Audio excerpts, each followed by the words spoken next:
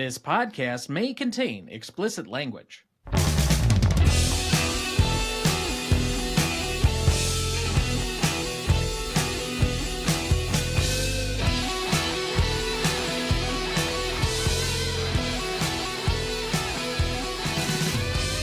Welcome to the Greatest Movie of All Time podcast, the show that uses a unique grading style to redefine what the greatest movies are. I'm Tom Duncan. And I'm Dana Duncan. Tonight, we also welcome back our most frequent guest, our most frequent flyer. She is the wife for one of us and the mother of the other. She is our most frequent guest with 12 previous appearances for Pretty Woman, Sleepless in Seattle, When Harry Met Sally, There's Something About Mary, My Fair Lady, Pillow Talk, The Odd Couple, Bringing Up Baby, A Few Good Men, The Revisit, Guess Who's Coming to Dinner, Top Gun, Dial M for Murder. Please welcome back my mother, Christine Duncan.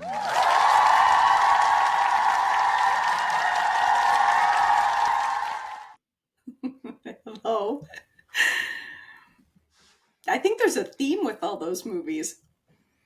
Yes. Yeah, they tend to be from roughly about the same period of time, the 80s, 90s, save for a few rare examples, and most of them happen to have a romantic element to them. Yes. I mean, you have been our so-called romantic comedy expert for years. I don't know about expert, but it's my favorite genre. Well, we don't bring you in for the Will Ferrell or Adam Sandler comedies. Thank you. All right. Well, we also welcome a new guest to the show. He is the host and creator of the Cinemusts podcast. Please welcome Myke Emal. Thanks, guys. Glad to be here.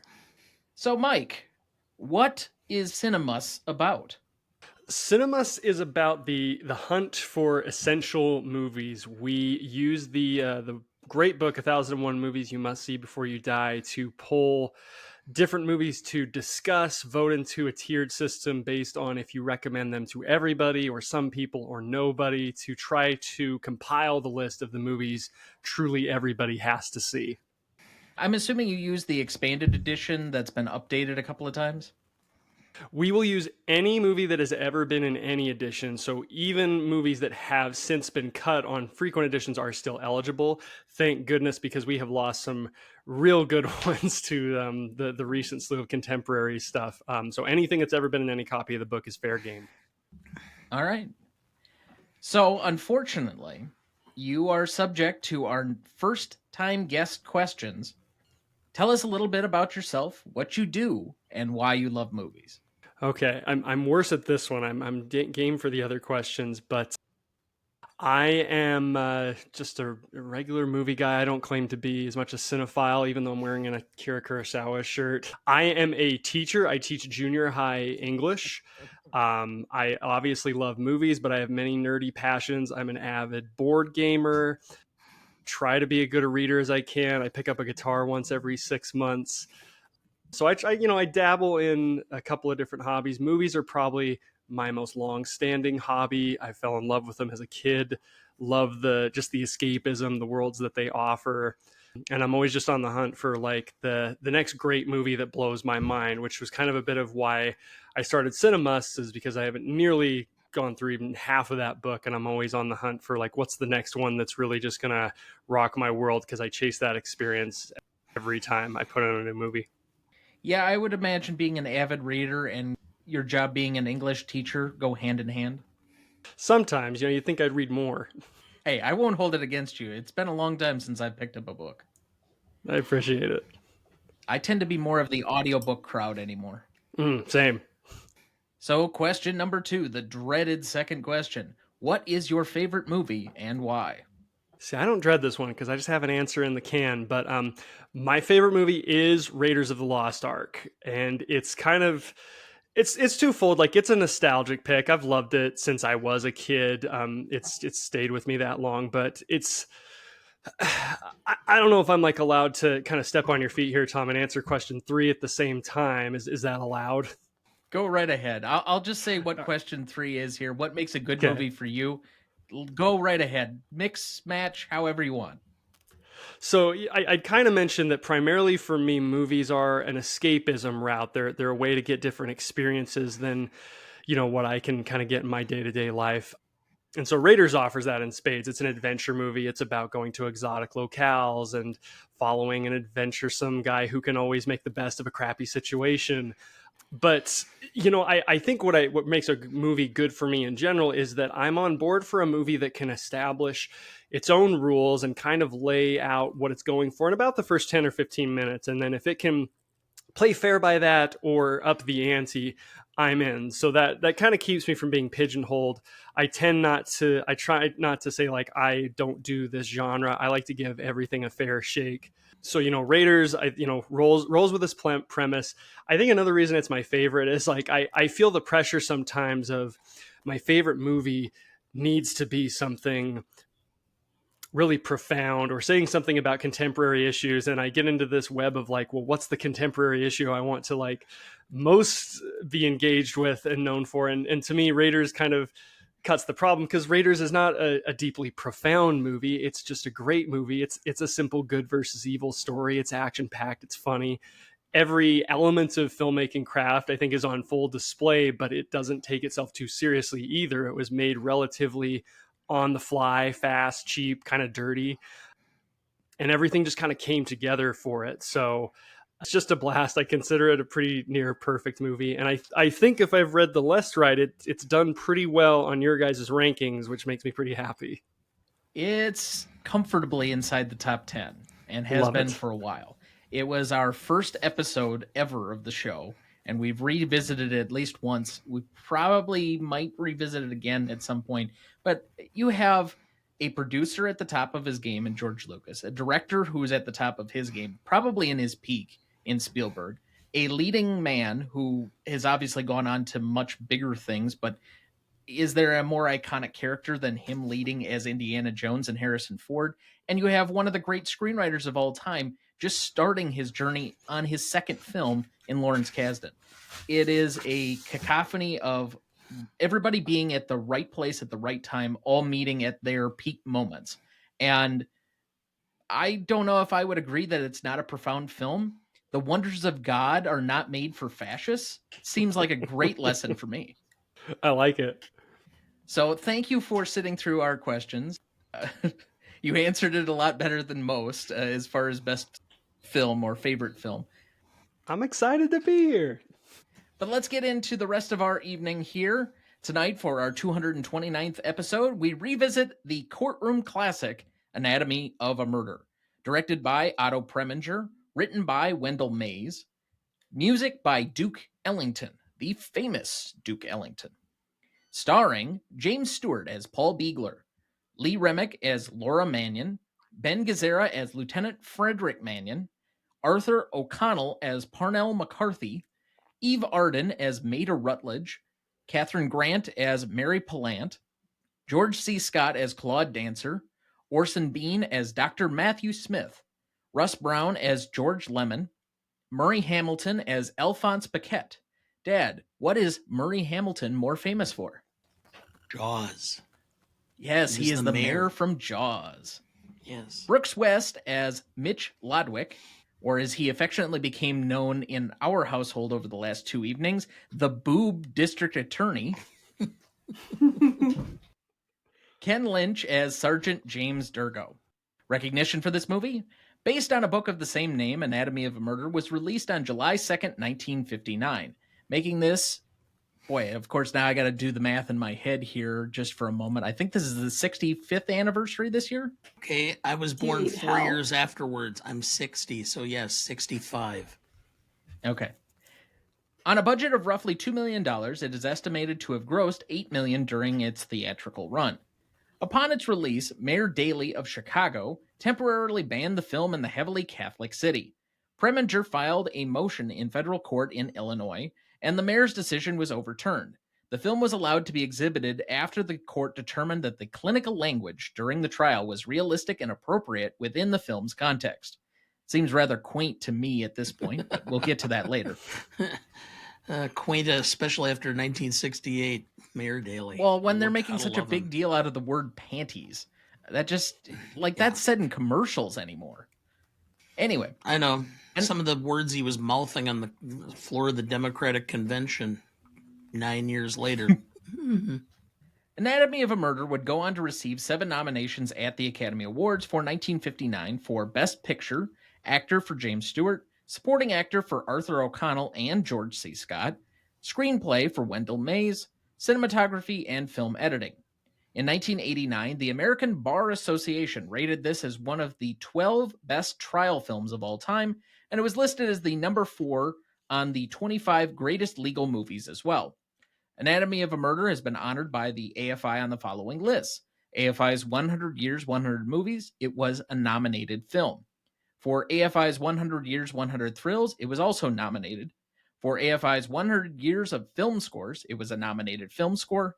And for AFI's 10 Top 10, it was the number 7 courtroom drama film of all time.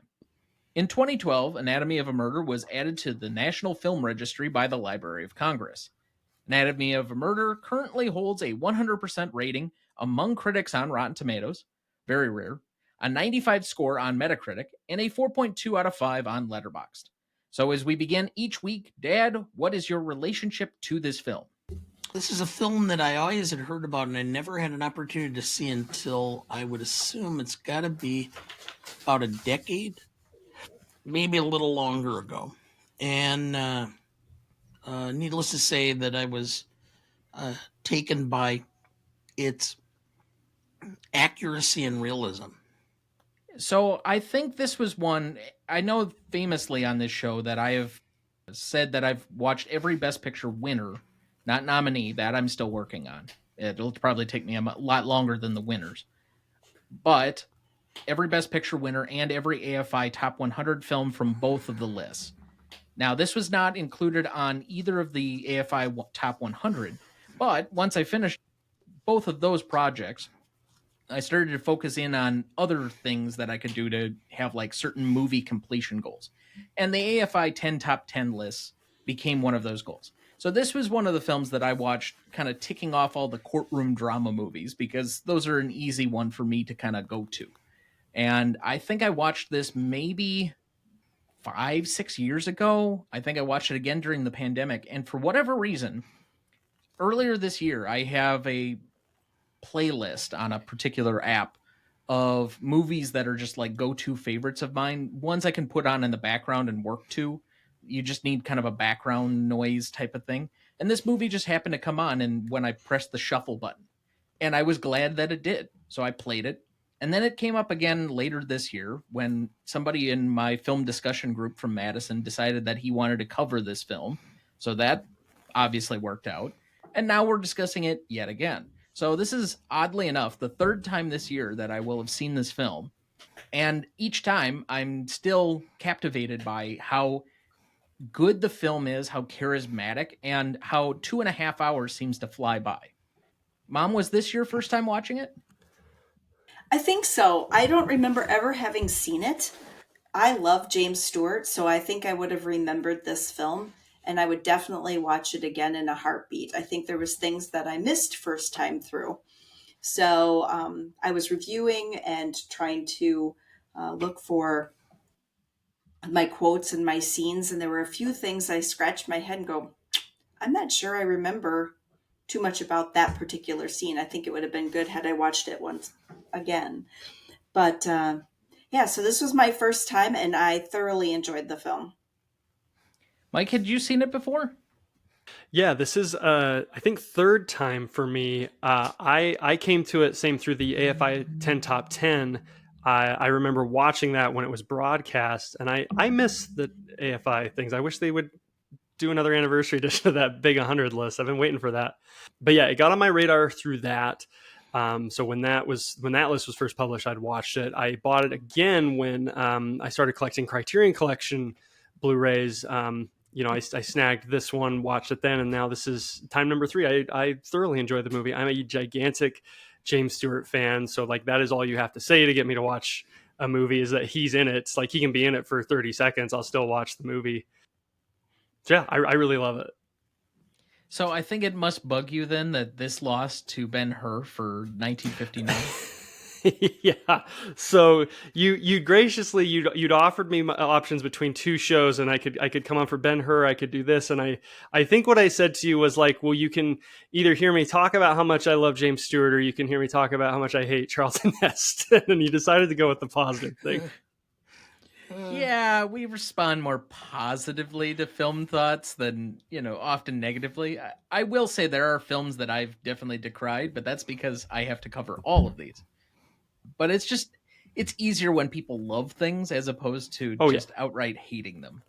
And hate's a strong word. I shouldn't say I hate. I the appeal. I just don't see it. But in fairness, we did an episode on Planet of the Apes. I was kind on Charlton Heston, especially as a guy who got that movie made. Like, props to him. And I think we've only covered him once to this point. I know we have Ben-Hur coming up later this year, but I think we only covered him in Touch of Evil so far, Pop. Correct. I can't think of anything else that's on our list currently, but Nope. That's all right. I'm sure we'll get to Planet of the Apes as well at some point. Hopefully. So what is the film actually about? Anybody want to take a first stab? No pun intended. Okay, so I think it is a sort of a cynical look at American courtroom dramas and our judicial system, and how the legal system works in both the favor of a plaintiff and against the plaintiff. And that if, however bad it is, you have a good enough attorney, you can probably get yourself off of any sort of charges just by creating a believable story and having enough backup information. And having seen it firsthand, in our family, and I think it's disappointing to me that the way the film ends, that he actually is guilty, but I think that's part of that whole cynical look at our judicial system. He wasn't guilty. He was acquitted. That's the only thing you need to worry about. Okay. So all I heard from you, Mom, was lawyers matter. Well, if you're in trouble, they do matter. Most people tend not to think so, but anyway. So they need one. Yeah, that's very true. So, Mike, do you have a theory on the film?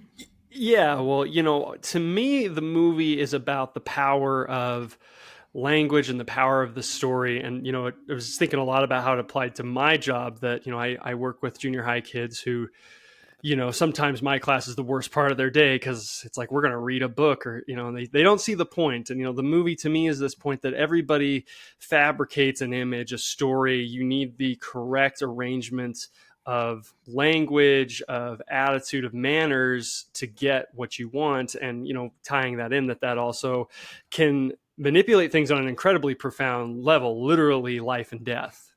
well, if you were doing a closing argument, considering this is a trial movie, it's the long quote from Parnell Emmett McCarthy.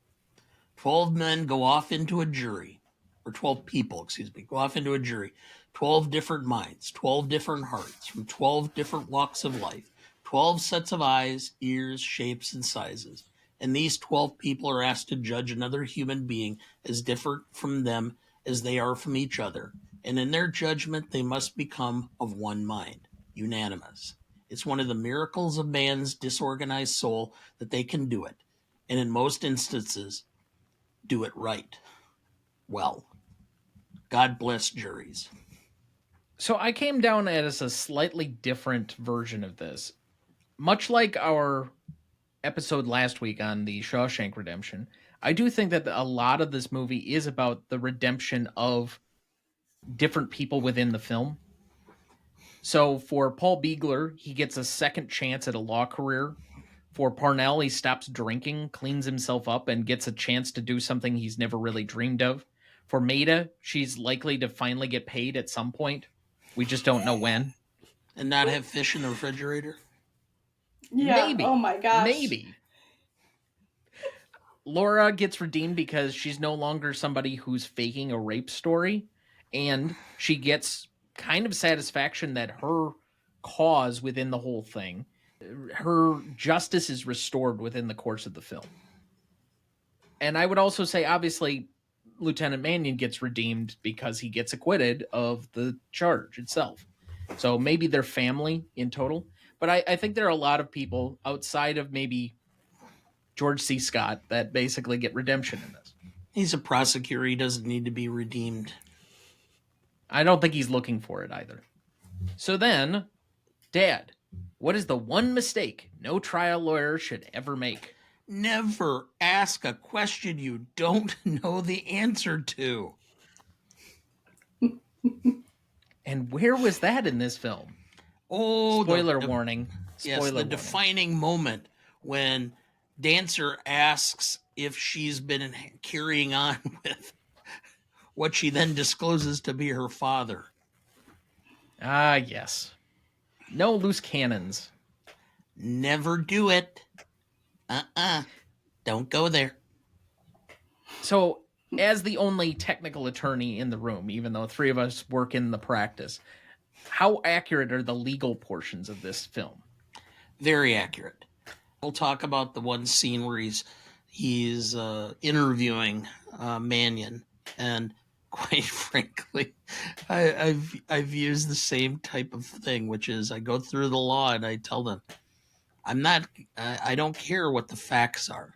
Okay, there's what I can prove, what the state can prove, and what the jury believes, and nothing matches. So, if you want to confess, go see a priest. If you want me to handle your case, you answer the questions I ask and nothing more. Because if you offer evidence that I don't find in records, and I can't use that in building a defense. But if there are gaps, I can certainly imply. And there's your cynical take of the week. Yeah, well, that's how it works. So, when I said earlier this year that this was one of the most legally accurate films, and you said, hemmed and hawed and whatever else. So you're saying I was right? Yes, it's been this. I hadn't seen it in a while, but yes, it is. The only thing I can say is that there's no way you would get away with all of the questions about what she was wearing and all the rest of that because of what's, the laws change. It's called the Rape Shield Law. It's now enacted in every state and jurisdiction in this country. It's like it should have been adopted a long time ago, which is no matter how a woman acts, she's not asking to be raped. It's ridiculous. I can't believe even in that more Neanderthal time, we were allowing that crap. What are you talking about? We were having members of Congress argue over that and the need for, what was it, the Assault of Women's Act or something to that effect like 10 years ago? Not even 15? It's ridiculous. So as the self-proclaimed favorite Jimmy Stewart lover on the episode, where does Paul Biegler rank among characters for you, Mike, among his performances? It's kind of tough to place because I don't know if it's like a Mount Rushmore situation. I don't think he makes it, but I'm a big fan of the darker Jimmy Stewart, the one that's not the public image, not the aw shucks guy that, I think he's always unfairly pigeonholed into that image. I think even in some of the roles you think of him in, like George Bailey, have a lot more complexity to him. But, it's really nice to see these roles where he kind of is a true to form, like pretty world weary guy, pretty cynical, that he's not just doing the George Bailey thing. And, he kind of veered more towards that in his post-war career, and a lot of the Anthony Mann Westerns would bring that out. So in terms of, that side of him, Paul Biegler's got to be up there, but I still think in terms of, what's his character's name in Philadelphia Story? Is it Mike McCready? I think that one would trump it. George Bailey, obviously. Okay. I'm a big Winchester 73 guy. Great.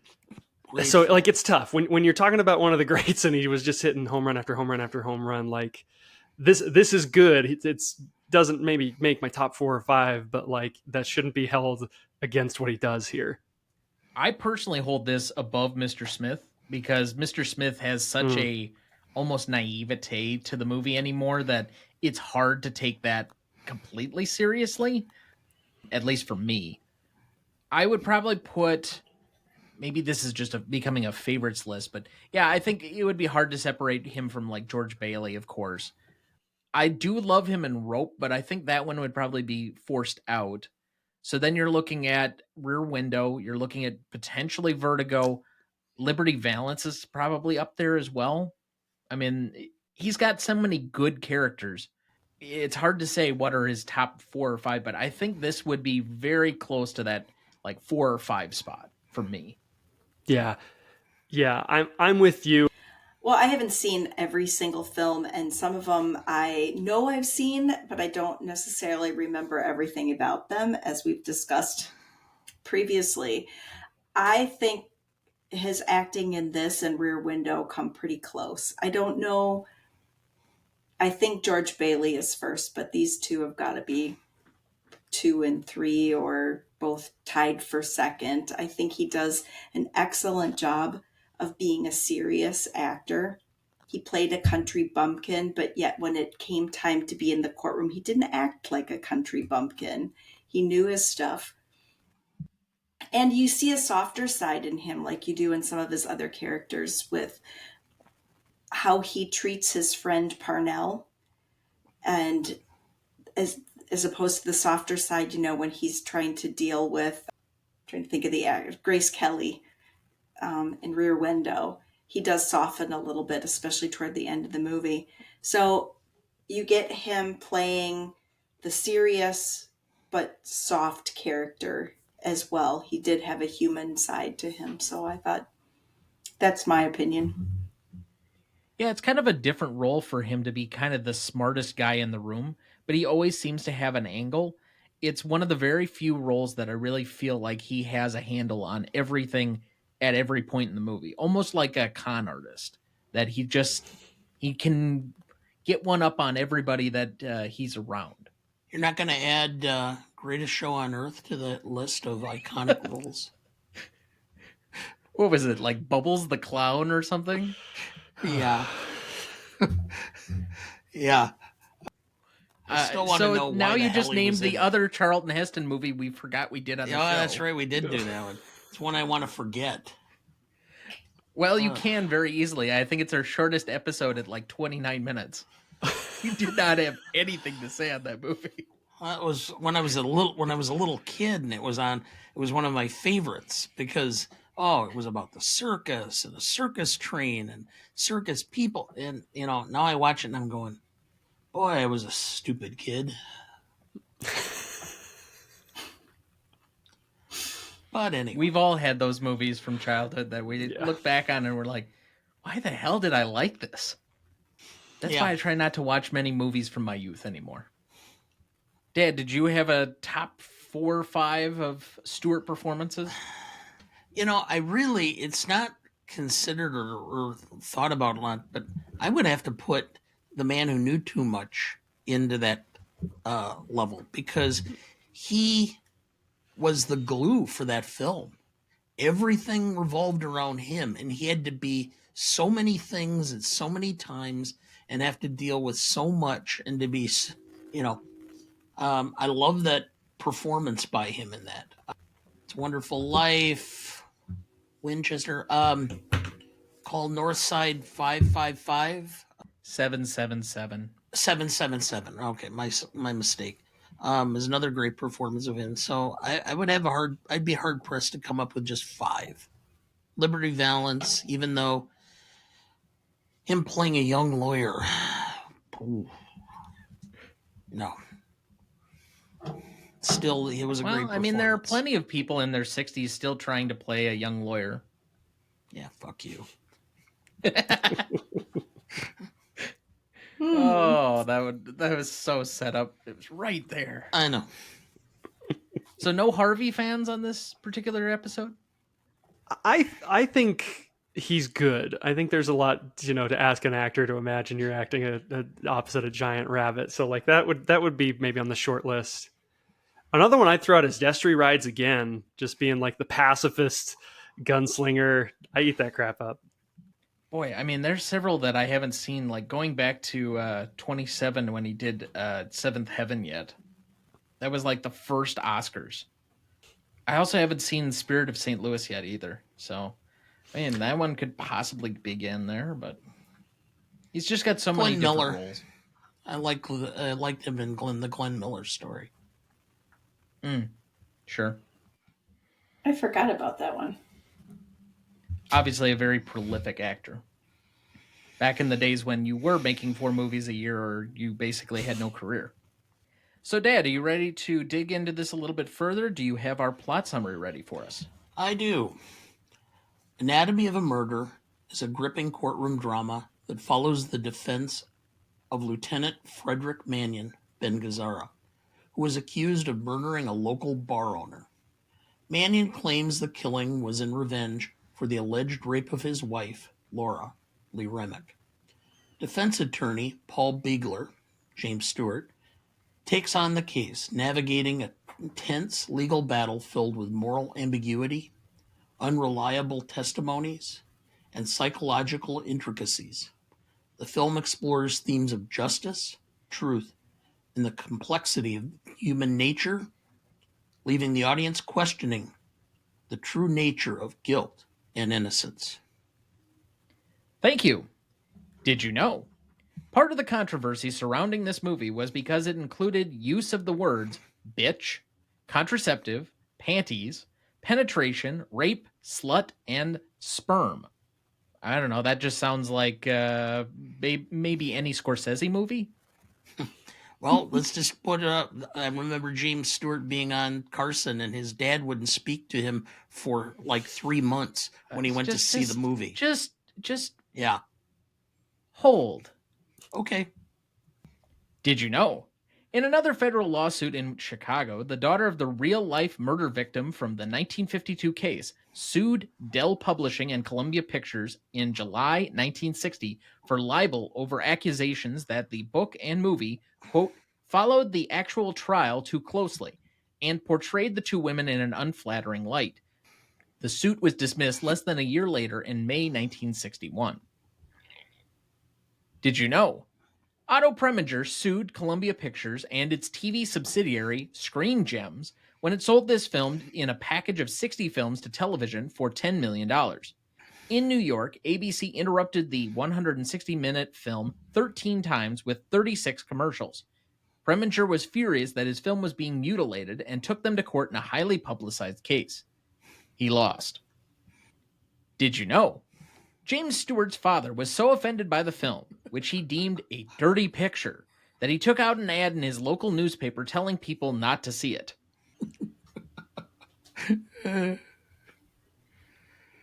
Did you know?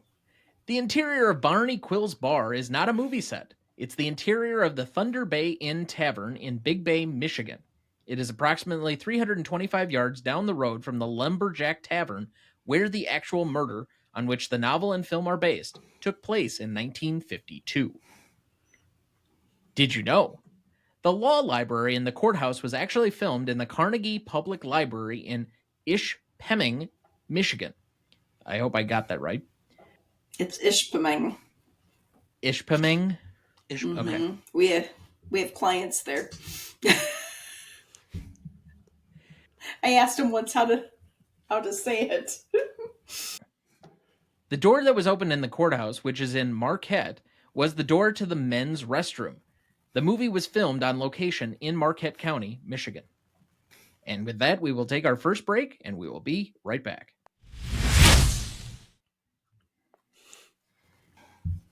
Before we jump back into the episode, next week for our 230th episode, we welcome new guest, Jalen Salah Salman of In Session Film to discuss a controversial comic book film, Joker from 2019. Written and directed by Todd Phillips with Scott Silver. Music by Hildur Guthnadottir. Starring Joaquin Phoenix, Robert De Niro, and Zazie Beetz. You won't want to miss that one, so watch ahead of the show by searching the Real Good app to find where it's streaming for you. That's ReelGood. Before we get back into the regular portion of the show, Myke, what's going on over at Cinemusts? Well, we're a real hobby podcast, so we don't have what I call a regular posting schedule. But what was just recorded, an episode we teased, we do occasionally do the special episodes we deem our Essentials series. We have one out at the beginning of the year on the Essential Best Picture Losers we did with Kieran B. and Adam St. John. And coming up here, my friends Fish and Jeff Crisp, we talked about essential non-Disney animated movies. Speaking of going back to movies you liked in childhood that weren't super great. So that'll be hitting the airwaves soon, and then regular scheduled Cinemusts will kind of be coming out. We're going to try to do something horror related in October that has not quite been pinned down yet. Later in the year, we'll also be having shows on Inside Llewyn Davis and Children of Men. Those are coming for sure before the year is out. Excellent choices. Mom, do you have anything to promote, or you good? I'm okay. No new books, no new websites, no lecture series. No. You're just doing your own thing? Do you have Well, any new baked goods you want to advertise? I make the best cinnamon scones in the whole world, right? Well, I wouldn't say they're better than anything I've tried to this point, but I haven't tasted all of them. And I make a pretty mean loaf of sourdough. Yes, you do have a very good recipe for bread goo. And without further ado, it is time for everyone's favorite Ask Dana Anything. We have no submissions from the outside audience, so we are unfortunately relying once again on our guests if they have anything they would like to know about my co-host. Since we're doing courtroom dramas, Dana, what's your favorite courtroom drama? Probably A Few Good Men. Okay. Because just nailing Nicholson alone is worth watching. Especially since I don't care for him. Well, I talked with him yesterday, and he doesn't care for you either. Yeah, I'm sure he doesn't. He probably doesn't even notice who's there anymore. Well, thank you, Mom, for that question. Any other questions from our guests? I brought 3, all related to our film tonight, if that's cool. I can whittle them down. I'm Sure, no, go ahead. Okay, first question. What's the best kind of beer to feed a dog? Do you like the dog? Oh Yeah, you my. like the dog. It's You do an like the amazing dog. dog. It can operate a flashlight. It's going to look out for you. It's a great dog. Dogs love sweets. So I would say a nice Scottish ale. Okay, question 2. The movie teaches us that a surefire way to end matrimonial bliss is to indulge either in juke joints or pinball machines. What are other things you need to avoid if you want to ensure a lasting relationship? Since he's been married for 30, how many years? Hotel rooms?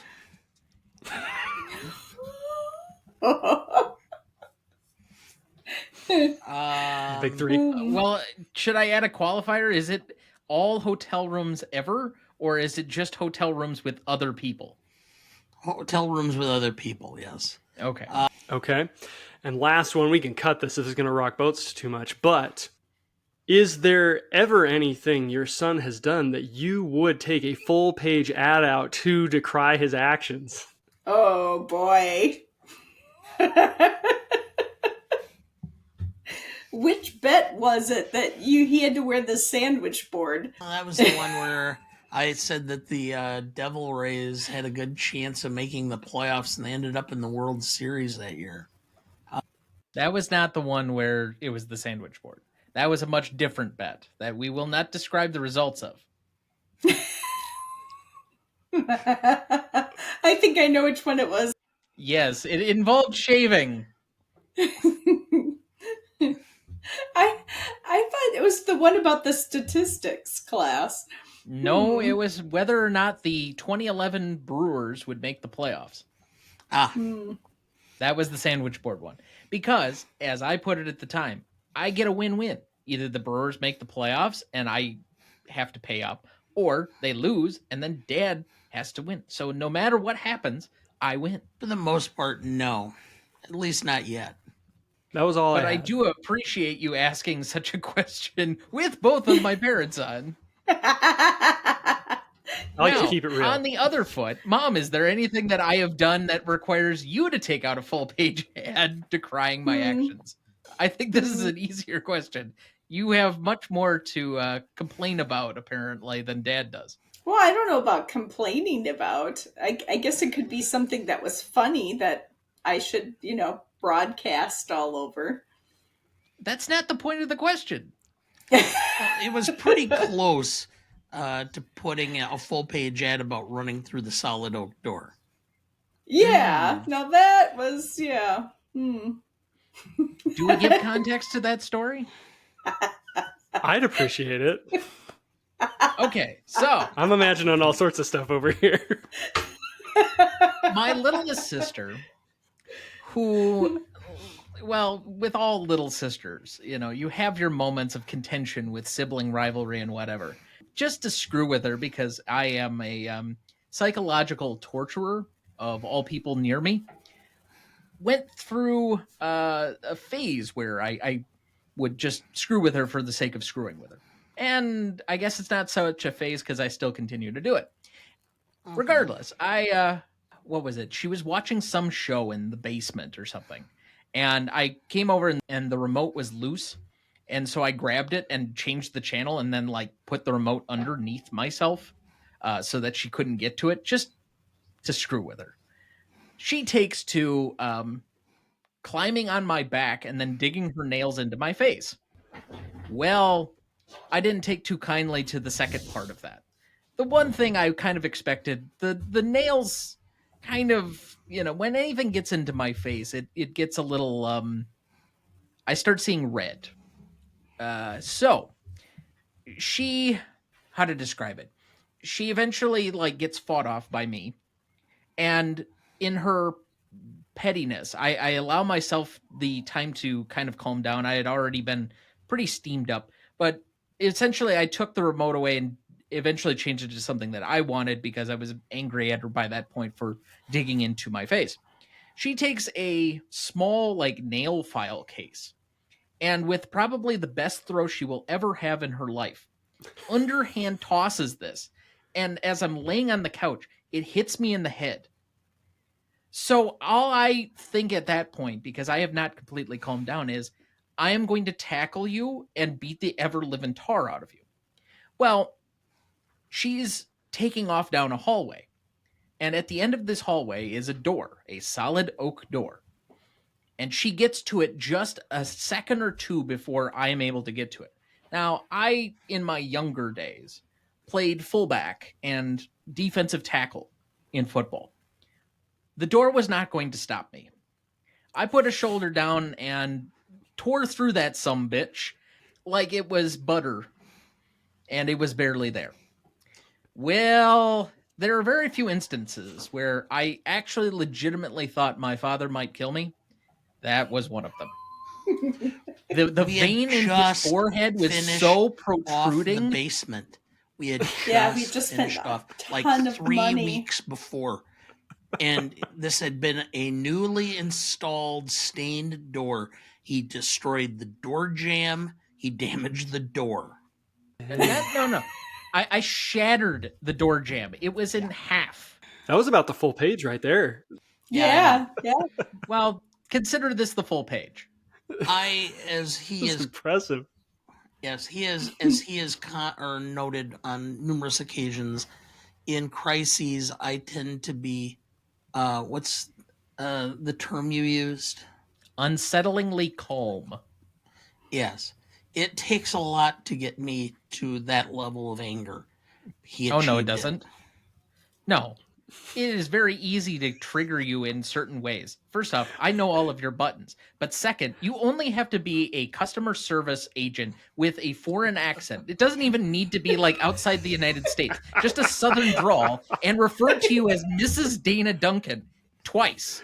The first time, you will get a little perturbed. By the second time, you're about ready to throw the phone through the wall.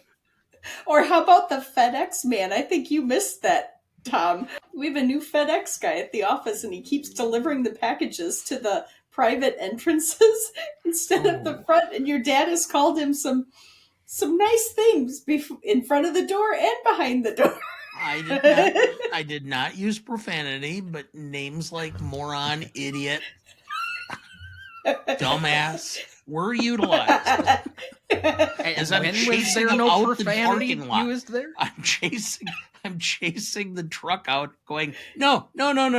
You get back here and you take those packages and you put them where they're supposed to be. This was just last week. Also, you are not unsettlingly calm when you're in traffic.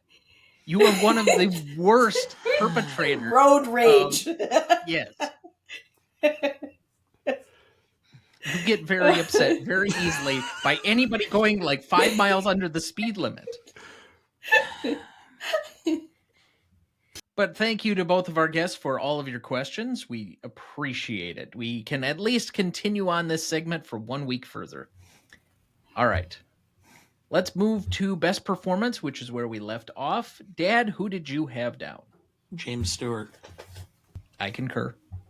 Me too. I don't think there's any question. Myke, is it 4 for 4? It's not 4 for 4. He's my secondary. I'm giving this to Otto Preminger.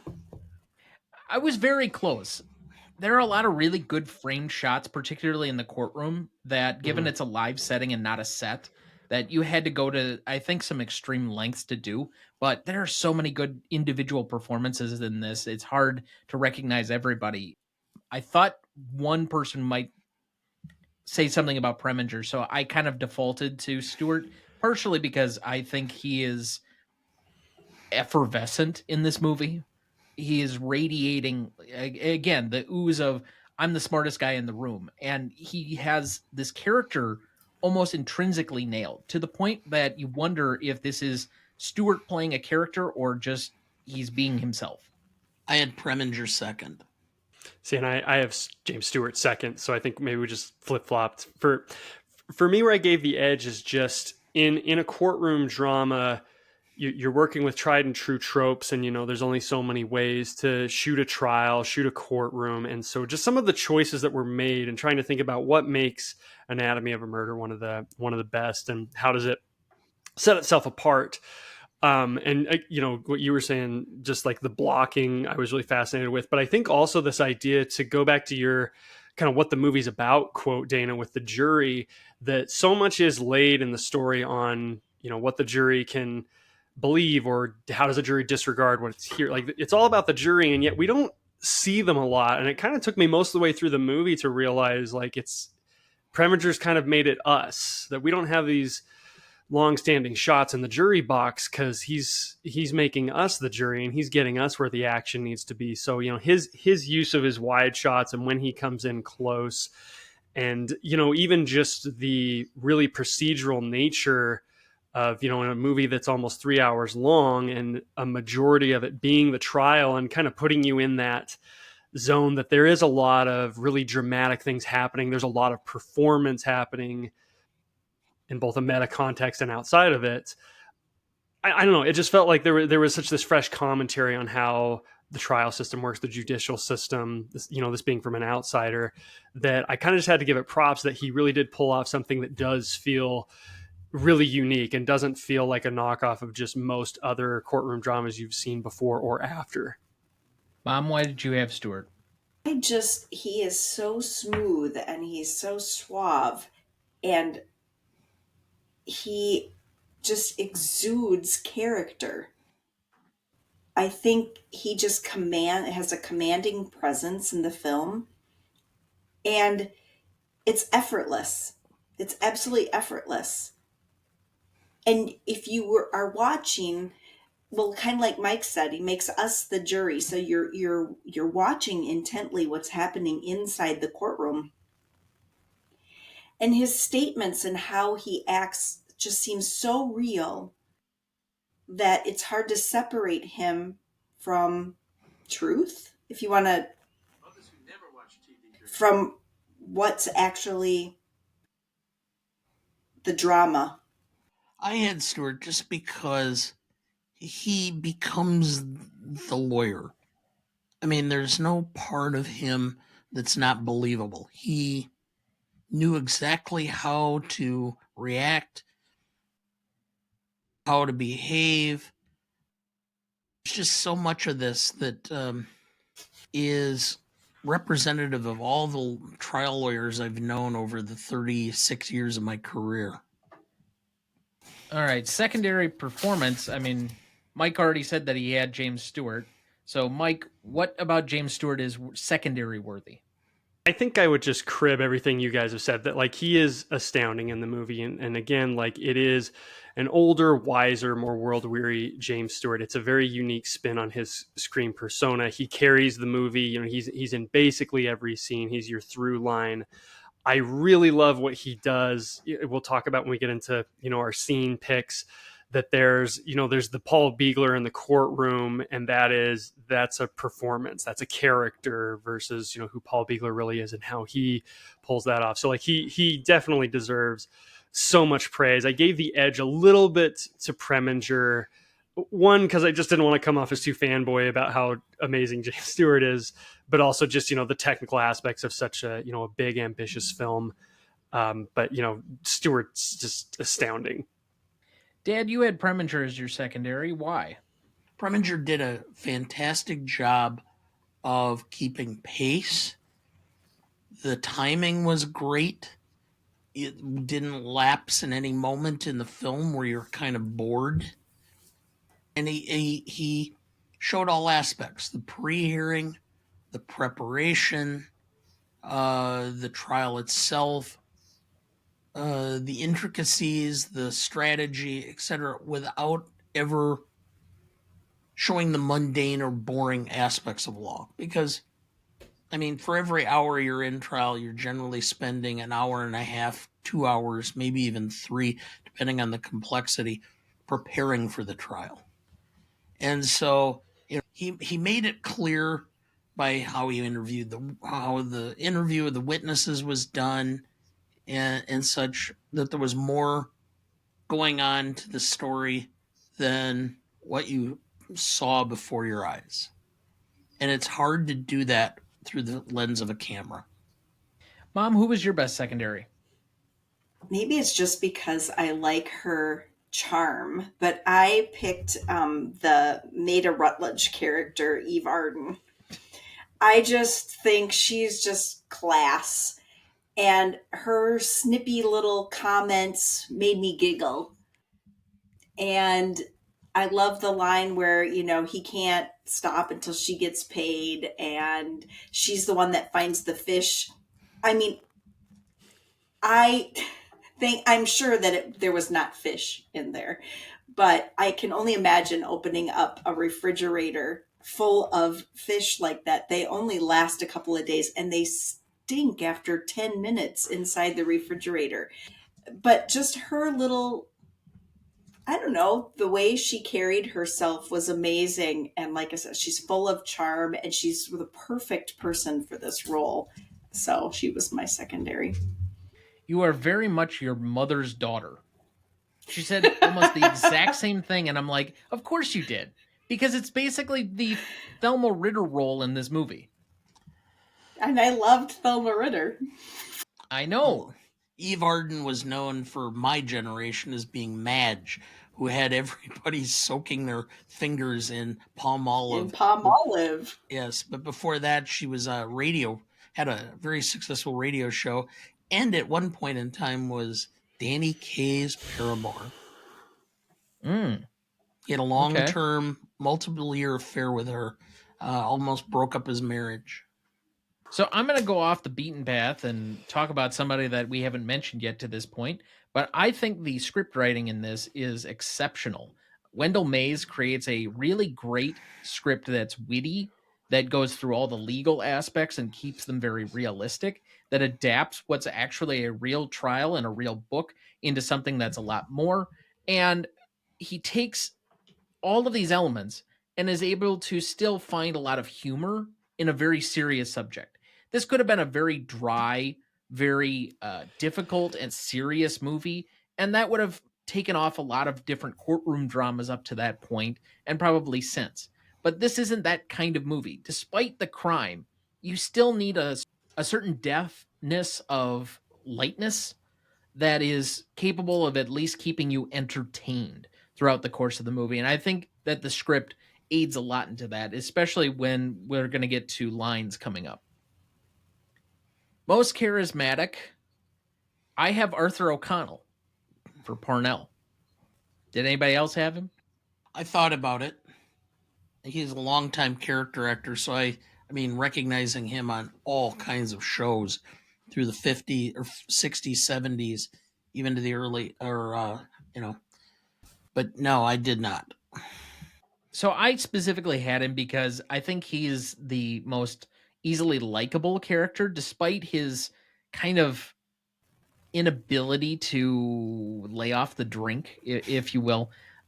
He just seems lovable, and part of it has to do with how Biegler talks about him, but he just has this affable quality to how he smiles, how he thinks about things. You want him to succeed almost in a way that nobody else does. Everybody else, save for maybe Paul and Maida, gives you a reason to doubt them, or gives you kind of like a cynical viewpoint of them at some point. Obviously, Lieutenant Manion and his wife, they're not wholesome characters individually. They've got clearly a lot of other issues involving them.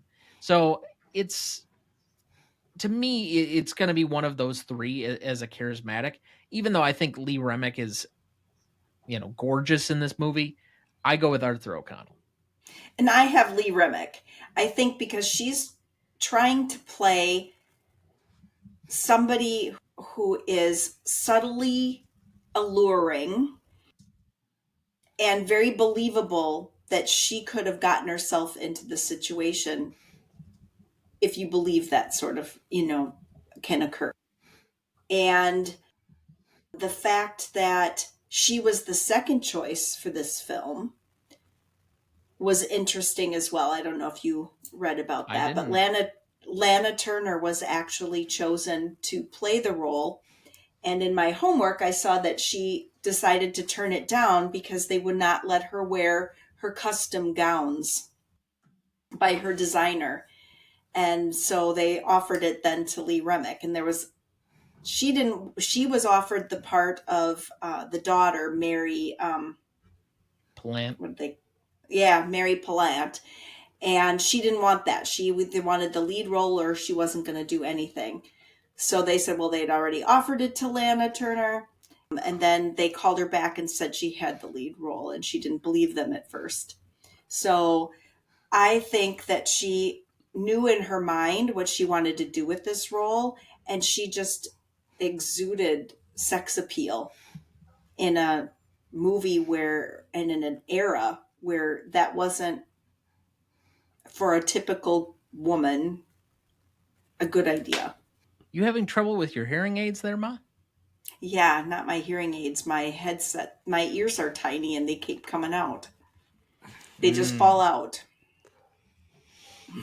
Oh, do you bait and fall for his tactics every time? Like I said, equal opportunity annoyer. Yeah, well. Wouldn't Lana Turner been too old for that part?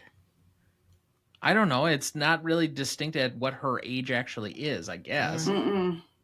I would guess that somewhere in their 20s, but like Ben Gazzara's got to be in his 30s playing a 28-year-old, I think. Yeah, but he's got a young looking face, and with his hair slicked back like that, which was the style of the time, you can imagine that he's younger than probably his stated age. And another thing that I was reading too, the guy who played the doctor, that Matthew Smith that they were talking about, and he says he is 40 in the film. They said he actually was 40. It's So, Orson Bean, who was yeah. a long-time character actor and frequent guest on The Tonight Show. Mike, who did you have as most charismatic?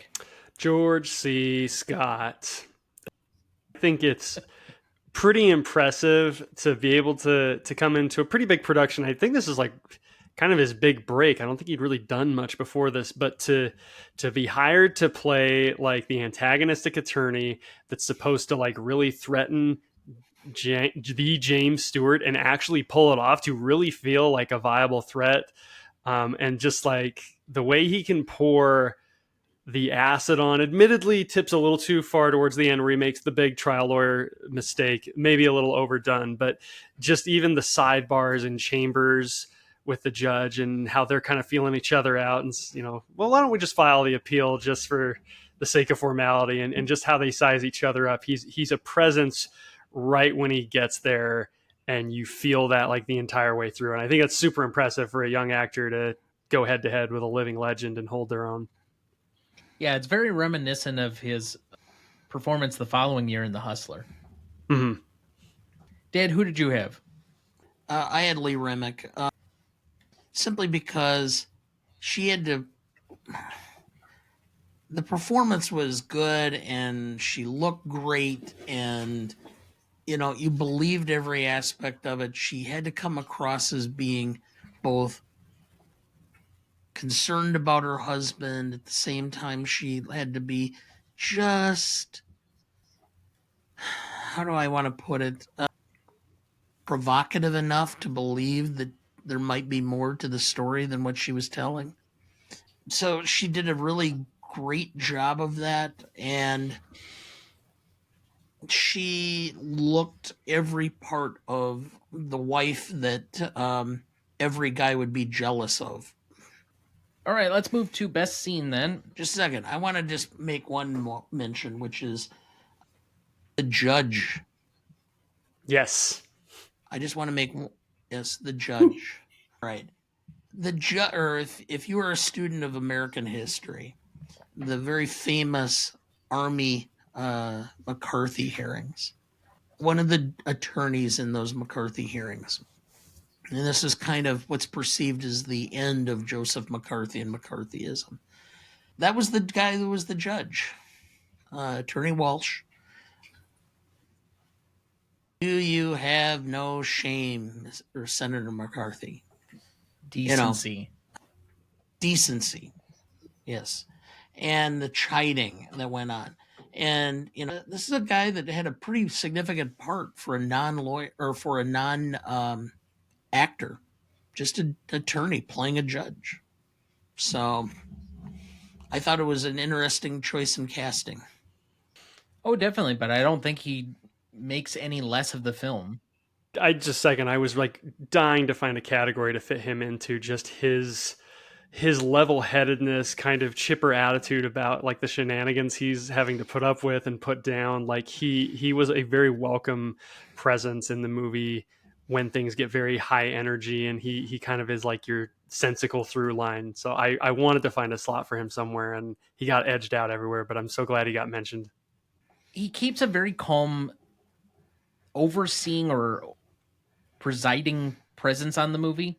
There are certain judges, of course, that are going to be kind of nasty and whatever. He kind of matched the tone of the movie by not really making it too serious or taking himself too serious. Even he starts out with, I occasionally take my own naps, but I can be awoken gently with a nice point of law. So even from the opening jump, you're like, oh, well, this is kind of like the kindly grandfather who just is helping us oversee this big murder trial where everybody else is the aggravated parties. Or when he says, I think I would like to hear that answer myself. Yeah. Let's move to best scene then. I have 5 nominees, and then I'll take some more if you guys have other ones, because I don't know if I got nearly enough in 5 scenes that for a 2.5-hour movie. There are a lot of small scenes in this that could easily have been nominated, but temporary insanity, which I'll cover is kind of the opening prelude where he's interviewing Ben Gazzara's character, Lieutenant Manion, and he's kind of got to figure his own way into his own defense. Then I have Smoke Screen, which is kind of the opening prelude of the trial itself, and Jimmy Stewart just kind of throwing everything at the wall, trying to see what sticks and what he can actually make out of a defense, put up something that he can actually use.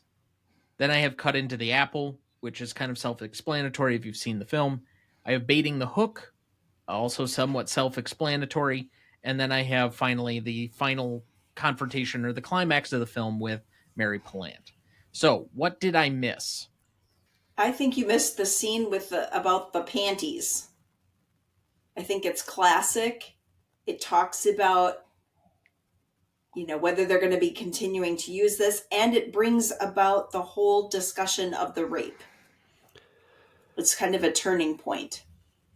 I would kind of generally include that into Cut into the Apple, but okay. I have nothing else to dispute it. I mean, you got the primary ones as far as I'm concerned. Myke, any other ones I missed? I think one I'd throw in is the initial talk between Paul and Mary Plant just at the end, where the big line that people are not all good or not all bad. I think it not only does it have that great line, but that's pulling kind of one of the first times I noticed the idea that Paul Biegler in the courtroom is a character, and we are seeing maybe a more genuine guy, or is it a different version of the character who's suited for the situation? I think it was a really good moment for both those characters. Okay, so out of these, what is the best scene of the film? Baiting the hook. Yeah, I agree. I was just going to say that. I agree as well. Boy, I don't know. I mean, there's a lot of really good ones. The Cut into the Apple one sticks out to me, but if I had to go with one, I'd probably go Mary Plant. Because the climax of the film and building all up to that moment where you've basically tried to insinuate every woman in here has no right to come into court and make up any story that they want. They all have something out for the victim in this particular case, and it's undone by, no, he's my father. The baiting the hook, let's just put it this way. When you have an opportunity as a lawyer, and Tom, you'll eventually have this moment where you set it up and you bring in the opposing side to a point where they fall for everything. I call it playing your Stradivarius, where the music is just perfect. Everything works. And they all of a sudden stand there and realize they have been had, is one of the most satisfying moments of a legal career. I've had several of those, and there are times if I'm having a bad day, I just go back and relive that moment and go, okay, yeah. Dear Butch, no. Yeah. Well, that's just one of my great stories. But I mean, I had attempted homicide case, and I played it absolutely perfectly. And the guy walked away scot-free after 3 weeks at Mendota Mental Health or on a not guilty by reason of insanity defense. And the prosecutor was so mad at me, so mad that I had to leave the courtroom and go into the jury room out in the other area and just sit there and laugh for about 15 minutes, because I knew if I laughed while he was there, it was only going to be worse. But I had played it so perfectly. So to me, that's the best scene, because I think it so epitomizes the lawyer and Biegler himself as being just a little bit smarter than everybody else there. They're both great scenes, but I think one leads to the other, because like the energetic build up and the explosion at the end of the Mary Plant scene is, you have to have bait the hook to set that up. But I think I give it that edge for kind of the more just the cunning, laying the brickwork. It was stressing me out watching the movie, thinking about doing the job and thinking about how the job is keeping your cool, seeing all the angles, not giving away that you're trying to figure out all the angles, and just all those like things that keep spinning in your head and try to play it cool. And so all the scenes in which you can very subtly see those machinations playing out a little less explosively, I think I give it just that edge. But it is really satisfying to watch George C. Scott just take this giant swing and fall flat on his face, and you can see it on his face the moment he just realizes, like, I lost. All right, favorite scenes. I do have baiting the hook as my favorite scene. Again, for if nothing else, the reaction shot from George C. Scott as I think we've been hooked like the frog. I really like the one where they're discussing, the underwear, the panties, and he has to ask her, what they looked like and everything about it, because it was so taboo to talk about those things. And it's so funny because they all look just a little uncomfortable. And I just find it funny. My favorite scene is the what was the undergarment referred to, that whole shot you talked about. There's this thing I love that old movies can do sometimes when they don't age well, and the movie has some of the stuff that we've talked about, that it does not place Mrs. Manion in this great spot, that they're coming after her like she asked for what happened. But this shot, to me, it's almost like they know they're being ridiculous, because it's this shot that is framed so over the top that it is these four men all lined up in a row to talk about a pair of panties. Like it's in on the joke, and it knows, like, we understand, like, these are probably not the people who should be making this decision, but let's kind of frame it in this funny way. And then just the whole back and forth on that is just great. So I'm going to give that my scene, because it's just a fun little piece of blocking and a good laugh, a good little piece of screenwriting. Oh, definitely. And it does remind me a lot of like early Marx Brothers films. Yeah. The way that it's kind of shot. My favorite scene is temporary insanity. And I indicated earlier in the show why. I think I've mentioned this before. I have over 150 juries in my career, when I did a lot of trial work. At one point in time, I tried 1/3 of all of the criminal cases in my county in 1 year. I was doing things like I'd do a trial on Wednesday, then turn around and do another trial on Friday, and then do another trial the following Friday. Because I wanted to get experience doing trial work. So people from the public defender who needed a lawyer and they didn't go make arrangements would come in at the last minute. And I used the same spiel because I'm trying to create a defense. And one of the best ones I ever had was where my client signed a confession, and I didn't ask her anything about the confession, whether it was true or not true, anything. So I could ask the deputy sheriff. I said, this handwriting is not hers, is it? No. Whose is it? Well, it's mine. I said, did you read it to her? Did you ensure that it was accurate? Well, no, she told me what it was, and I wrote it down, and then she signed it. I said, did you review it? He said, no. I said, is it possible you were inaccurate? And he goes, yeah, maybe I was. And so now the confession is now no longer a rock solid piece of evidence. And I'm hearing the audible from the prosecutor at this point in time. But the jury was out for 3.5 hours on that one. So, but yes, so it just connected with me. So that's why it's my favorite. Most indelible moment for me, it's got to be the climax of the film, when you have a crestfallen George C. Scott slinking away slowly because he realized he's put his foot finally in the full bear trap and it has caught his foot. That's not only the most bombastic, but it's also the most memorable scene or moment of the movie for me.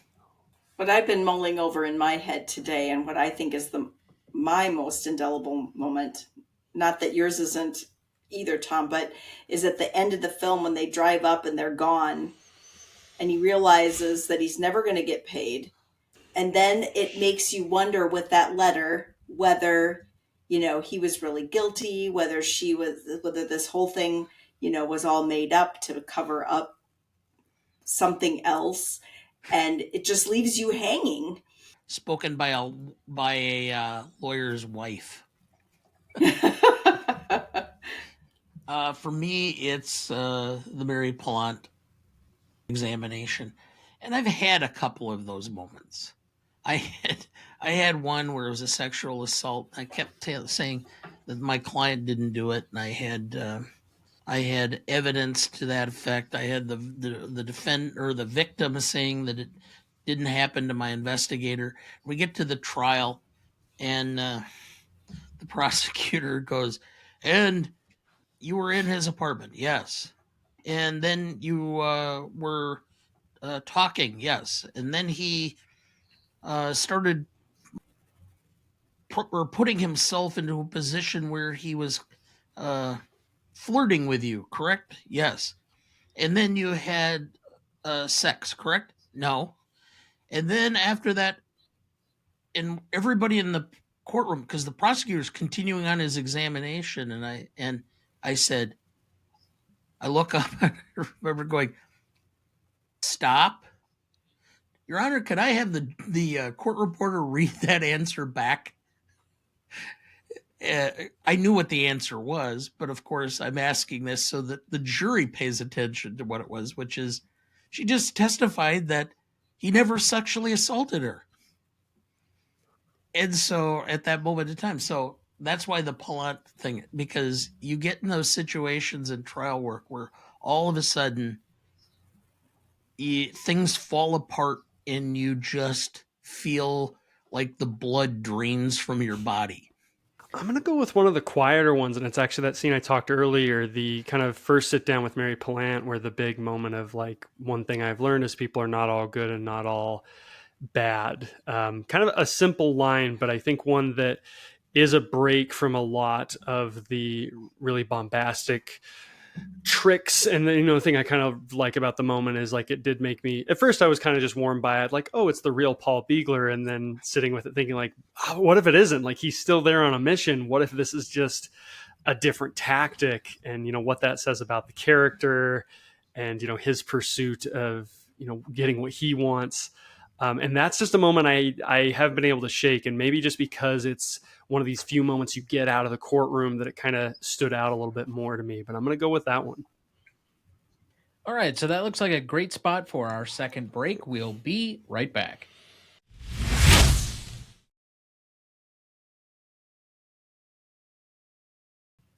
Before we jump back into the episode, as of this last month, all of our episodes are also now in video format. That's right, you can see my resting nerd face and all of Dana's famous okays in pristine high definition. So far, we have 13 different episodes now available to watch. Just head to youtube.com/@gmodepodcast, or I have the full video and audio feeds on our website, ronnieduncanstudios.com/gmodepodcast. Both of those are also available in the episode description of this episode, so check us out there, and if you do, please like the video or subscribe to us. We would really appreciate it. Dad, do we have anyone to remember this week? Yes. Tito Jackson, 70. American Hall of Fame musician, member of the Jackson 5. Tommy Cash, 84. American country musician, 6 White Horses. Was the brother of Johnny Cash. Chad McQueen, 63. American actor, The Karate Kid, Martial Law, Red Line, the son of Steve McQueen. Apparently, this was the worst week to be related to a celebrity. Yeah. Son of Steve McQueen, brother of Michael Jackson, and brother of Johnny Cash. Yeah. Just throwing that out there. But even so, we appreciate them all for their contributions to the arts, and we recognize them here with a moment of silence in their honor.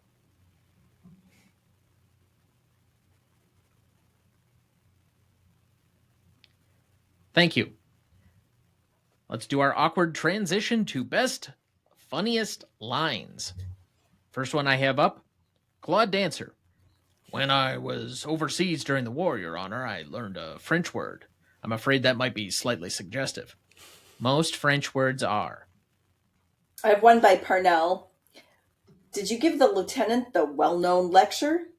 Biegler. If you mean did I coach him into a phony story, no. Parnell. Maybe you're too pure, Paul. Too pure for the natural impurities of the law. I've thrown out a bunch already from Biegler. As a lawyer, I've had to learn that people aren't just good or just bad. People are many things. Lieutenant Manion. How can a jury disregard what it already heard? Biegler. They can't, Lieutenant. They can't. Judge Weaver. One judge is quite like another.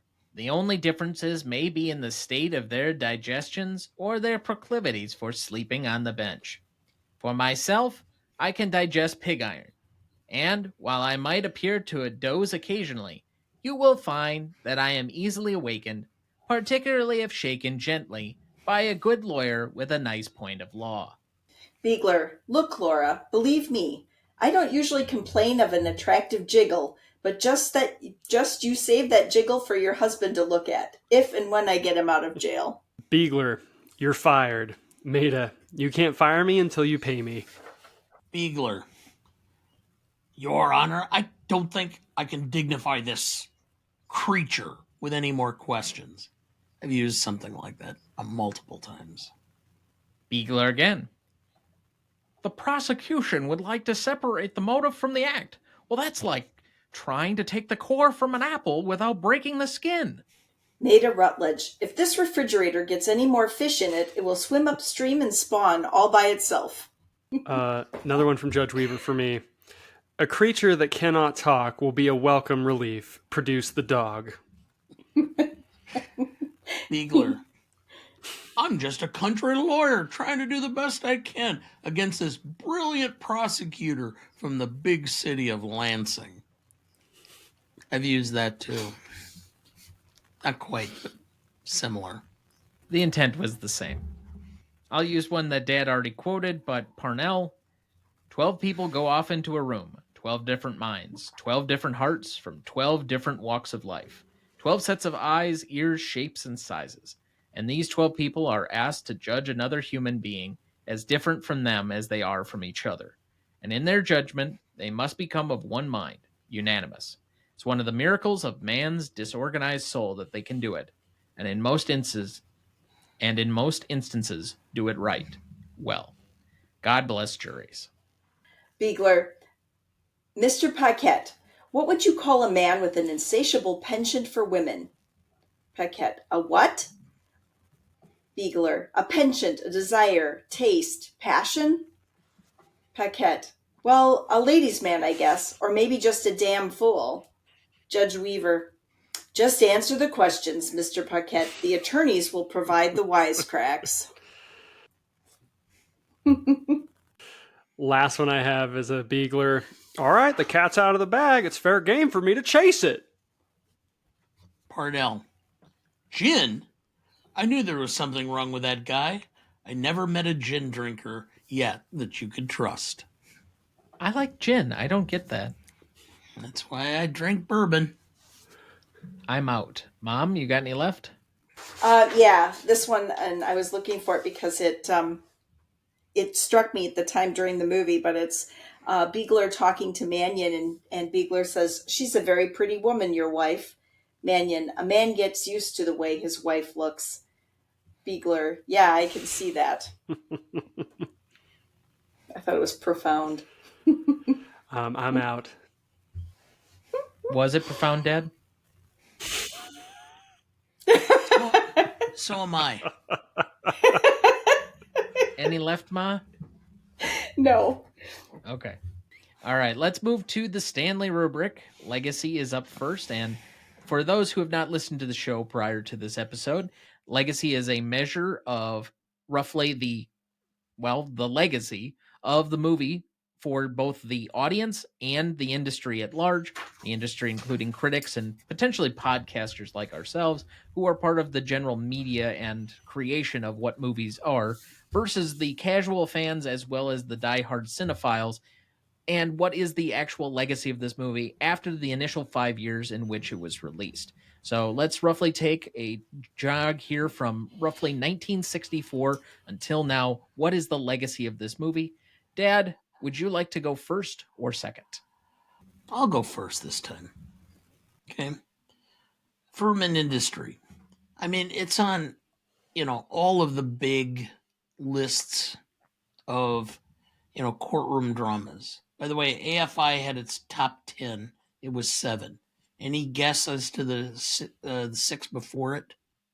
Well, I know that To Kill a 2. Mockingbird was number 1. 1 or 2. 12 Angry Men. 12 Angry Men. The Verdict, I'm pretty sure, is ahead of it. Mm-hmm. Few Good Men, I think, is ahead of it.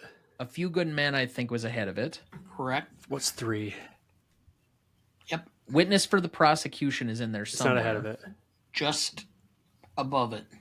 And 3 is the one that I have a problem with, which, having just watched it again for the first time since it was released in theaters, it shouldn't be above this.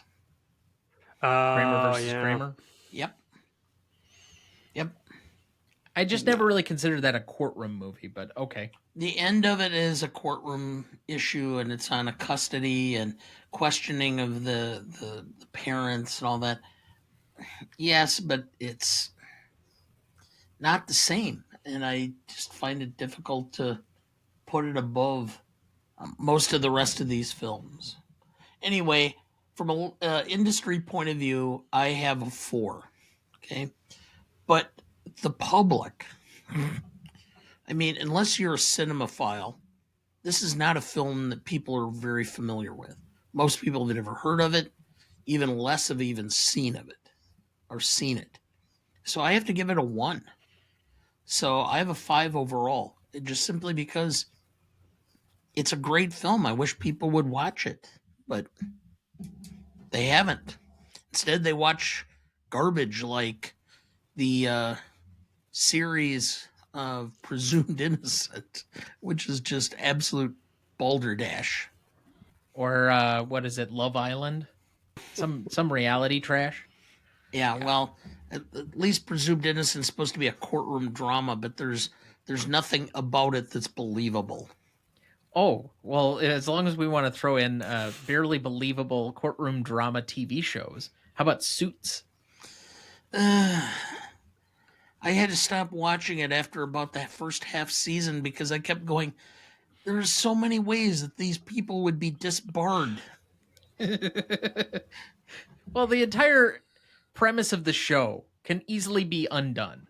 If anyone wants to ever ask how that show could very easily have solved its major issue that it starts with, it's very simple. But anyway, I digress.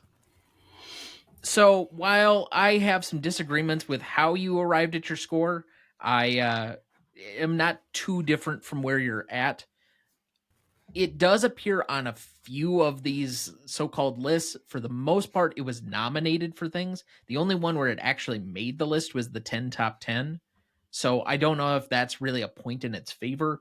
This is not like one of the first movies that automatically comes up as a great classic or even a Jimmy Stewart role where like it's quintessential or essential Jimmy Stewart.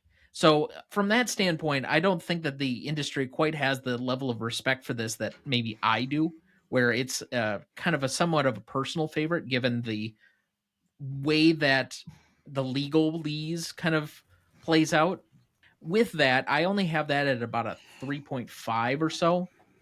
There's nobody else from this that you could easily say, oh, well, that person's in it, other than kind of Jimmy Stewart and to a degree George C. Scott. But how many people are able to identify George C. Scott in a way that we are? So again, this is kind of in a cinephile range. And then I know that I've criticized our informal poll that we do in the office staff meetings as to whether or not something is like well known or not. But the fact that we had 2 out of like 25 people raise their hand that they'd heard of the movie, and I think 1 had seen it, does at least speak to the fact that this is not something that a lot of people know. This is a movie that I really enjoy, that I'd love to introduce to other people. In fact, I would love at some point to like have this as an office watch along when we just need a day or an afternoon. It's like a rainy type of Friday and you just want to screw around and everybody's tired from the week. It would be something easy to put on. But it's just not that movie for most people. I think for most people, they have other courtroom dramas ahead of it that they find a little bit more engaging, that are a little more energetic. Stuff with Tom Cruise in it, that type of thing. So from that standpoint, I can only give it, I kind of sat at roughly a 2. Part of my reasoning on that is that, again, if I go back to my own kind of rubric scoring, this is only a film that's going to be seen by maybe about half of the film nerd community. That's what I have defined as a 2. So I have a 5.5. So I have this on industry side. I'm going to go 3.5 for most of the reasons that have already been stated. I think the movie is well received, but the point you made, it makes a lot of lists now, but you do have to do some digging. You do need like an AFI 10 top 10 or a 1001 movies book or, this Criterion collector. So the industry, they didn't give it really any awards. It's revered, but it also didn't get tons of time in the spotlight. It's pretty easily swept aside in favor of other James Stewart projects. Otto Preminger is respected, but not necessarily a household director name. But I do think that they do still revere it. So I'll go 3.5 for industry. I'll go 2.5 for audience for the aforementioned reasons about the list. I'm gonna bump it up that extra half point though, because of the folks I've recommended it to, or the folks who've never heard of it but seen it, I get positive feedback every time that people do enjoy the movie once they've seen it. It's just one that isn't necessarily on people's radar, but I think it is a good word of mouth movie that, the select few who know it do pass along pretty positive word of mouth. So I'll go 2.5 audience, 3.5 industry for a total of 6. You're last, Ma. I know. And I never do the industry thing. I just give it a score as one whole score.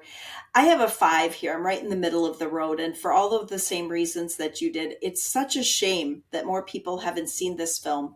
And while we were watching it, my mother also watched it. You were talking about word of mouth, Myke.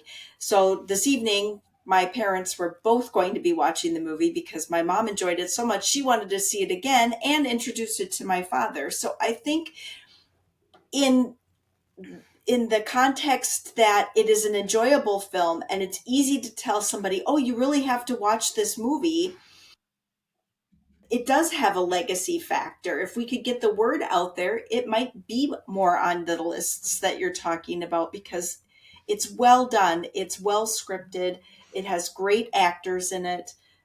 There's just nothing not to like about this movie, and why it's not up higher on your list, I don't know. All right, so that puts us at a 5.38 average between the 4 of us. Let's move to impact and significance. I will lead off here. So I kind of judge this very similarly to legacy. In fact, this category for the most part is usually defined as basically legacy, but in the first 5 years in which it was out. So roughly 1959 to 1964.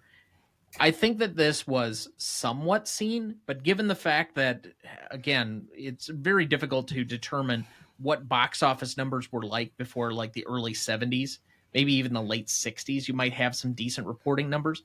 $8 million, though, by at least a decent estimate in the domestic box office, wouldn't have even had it in the top 10. And No. even though there are some decent movies that are outside of the top 10 in overall gross, like Rio Bravo, which is a favorite on our show and that we covered way back in season 1, is also an audience favorite, apparently. That didn't make the top 10 either. So while it's not the be-all, end-all, I don't think that this movie was everywhere. If you're to give it any credit, it is that it got 7 nominations, even though it wasn't one of the top grossing films of that particular year, when the Oscars was much more concerned with what were the reactions, not only from the critics, but the audience as well. It was kind of a mesh up until maybe about, I would say maybe the 90s, early 2000s, where the critic versus audience split really started. Up until that point, you really did, for the most part, have a lot of crossover with the film that would eventually win was widely accepted by audiences and critics alike. This is one where the critics liked it, but not a lot of people saw it enough for it to garner the top prize in the way that Ben-Hur did. Sorry, Myke. But, it still was a favorite. Like, I don't see that anybody really had any issues with it. It just wasn't promoted to the point where it was the top movie in that particular year for most people. So ultimately, I come down at a 4 for the industry. Again, it has good critic reviews. It has a industry-wide recognition. Just not that they're all beating the table for this to be their movie. This is their champion. They eventually picked Ben-Hur that particular year. That was number 1 at the box office. And I go with a 2.5 for the public, where they turned out, but it wasn't like in droves. So I have a 6.5. Nominated for a boatload of Academy Awards. The public liked the film. It finished about 17 or 18th in box office, according to most of the studies. So, from what was spent on the film, it made a profits, and the public overall enjoyed it. It didn't get the wide play that other films did. So, for the industry, I had a 4.5. For the public, I had a 3. Actually, yeah, I'll stick at my 3. So I'm 7.5 overall. All right, you let Myke go first last time, Mom, so I'll let you go first here. Okay. Well, I am not one to know all kinds of history and about film in and of itself. That's not my thing.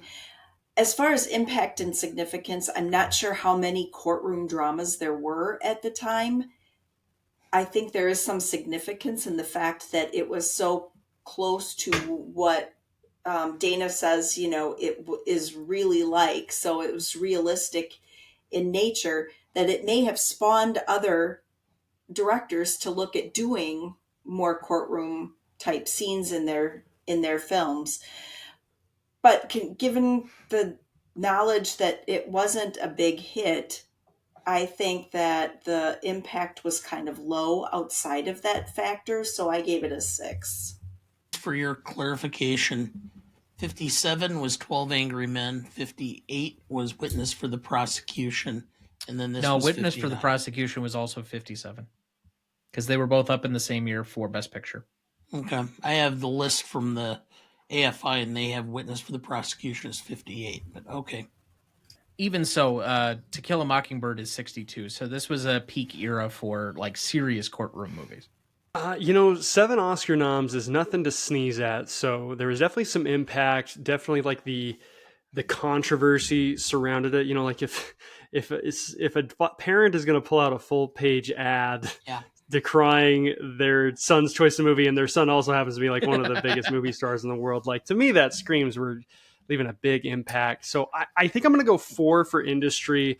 I want to bump that to 4.5, but I'm looking at the nominees. I'm really not so certain that if the Academy had a do-over, I'm not convinced they wouldn't just give it to Ben-Hur all over again. So I think a 4 for them. For audience, same points. They showed up. They didn't beat down the door. So I'm going to go 3.5 on audience. So 7.5 total for me. So that's a 6.88 average between the 4 of us. Novelty. Now, this is a category that I've recently started really splitting between originality as well as the execution of the concept in the idea. So with this, I would say that given that we just mentioned that it was kind of in a peak era for courtroom dramas, many of the ones that are in the top 10 are all from about this rough 10-year period of courtroom movies. I think that this kind of defined the courtroom genre for probably 2 decades or so. And given that they were all trying to find different ways to present different courtroom movies, I don't know that this is particularly all that original. The one place where I will give it some points is its location and setting, that it was kind of out of the set work and it was on location a bit. It's also based on a actual story, and as opposed to like Witness for the Prosecution, which I find to be a very good movie, it is based on a real case, so the legal reference point is a lot more accurate than I can really say for a movie such as that. So with that, I'm going to go for a 4 on the originality of the idea. On an execution standpoint, I will also go for. I do think this is a highly executed movie. We've talked about the script, we've talked about the cinematography. We haven't really discussed the music at all, but I don't find that Ellington's music detracts from the film in any way. And I would say in some spots enhances it. It's a little getting used to for a serious courtroom movie to have this like jazzy score backing it for a while. But other than that, I think this is a well executed movie. Is it one of the like, supremely well executed movies? No, I do think it has a few spots where you could maybe critique it here or there. So I also have a 4 on that side. I have an 8. Myke, do you want to take a shot here? So going originality, I think I'm going to join you on the 4, especially pushing the boundaries on, what's quote unquote appropriate language. This all seems very quaint now, but that seems very novel, especially for its time. And bringing, this maybe dips into execution a bit too, but to put the stamp on the courtroom drama movie, less in terms about tackling social issues, which the movie still does, but it's much more about the machinations of the system and how to play that, sometimes embellishing it with some dramatic flair. I think that angle is a really cool idea. So I'll go a 4 on that, and then I'll go 4 on execution for most of the points I said about making Preminger my star performance of the movie. So you also have an 8. Ma, what did you have down? I have a 7. So, like you, I think that the location, putting it in a small town with the small town lawyer, the scenery in the courtroom where how they're filming it, especially the Mary Plant where he gets like right in her face just after there was a motion to have him move out of the way because he was blocking Beagle or his view from her, and yet he still continues to stand in front of her and where Biegler can't see her. But when it gets right up in and close, and that where you can almost feel the tension in the room, and then the wide so that we can see his reaction and everything. I thought that was quite unique for a courtroom type of thing. So I gave it a 7. There were a lot of films on courtrooms. I do think that this is by far the most accurate portrayal of a trial that I have seen in film. And the fact that it was based on a real trial located in a relatively isolated location, which is about 90% of America. The movies all put trials in these big cities and whatever. But the real interesting cases are always these cases that pertain to small locations out of the way because you have to deal with what situations occur, what the evidence is, what police officers do, how the evidence is retained, how it's protected, etc. So I have to give it points up for execution, or as far as the story itself. As far as execution, it's as a film, it's phenomenal. The story aspect, the scenes, the courtroom drama. I stopped to think about that today while I was evaluating this. How he went about filming that, because he has camera from the left side. There's a camera where the jury box would be.